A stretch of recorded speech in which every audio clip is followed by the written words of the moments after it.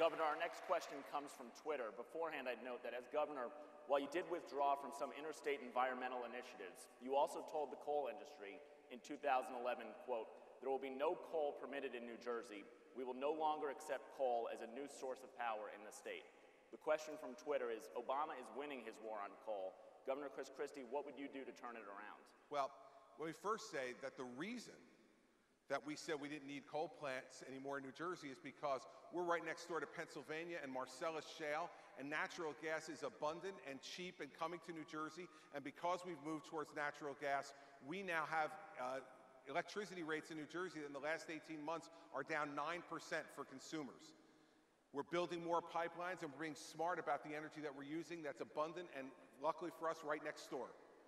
That's not the case for every place in the country. My view on the energy situation is this. We need to take an approach like New Jersey has taken. So for instance, 53% of New Jersey's electricity is generated by nuclear power. 53%.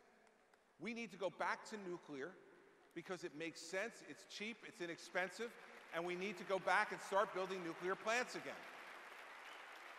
I talked about natural gas and the fact that we have a 100-year supply of natural gas under the United States, and we have a way to bring it to the surface. We can absolutely transform manufacturing in this country by making our power rates so much cheaper that we can compete with the Chinese on cost because of our lower power rates and create new manufacturing jobs here in the United States. We need to be doing that as part of our energy policy as well. Third, where coal is abundant and can be used, it should be used. There's no reason that it shouldn't be used, and states should have the opportunity to make those judgments as to what energy source is most available to them. And by the way, if you want to win a bet tonight at dinner, ask someone, who are the top 3 solar energy producing states in America? The first 2 they'll get, California and Arizona. The third one is New Jersey. The third highest producing of solar energy in the country. Why? Because we allowed the private sector to come in and make it affordable. And so now businesses and homes in New Jersey are using solar power as another option. We need to be exploring for oil in this country. We need to be exploring for natural gas. We need to be using coal when we can. We've got to revitalize nuclear. And by the way, we're not going to have wind energy in New Jersey. We're the most densely populated state in America. We start putting windmills on land in New Jersey, there's going to be a lot of really angry, cranky people, even more than we have already. We can't afford that.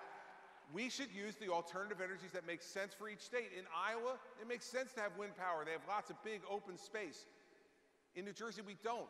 And by the way, offshore wind, no one has shown me yet that it's affordable. And you know who's going to get stuck with the bill if we start doing offshore wind. It's going to be you are going to be stuck with the bill. I've stood up against that in New Jersey. We're not going to let it happen. And one last thing.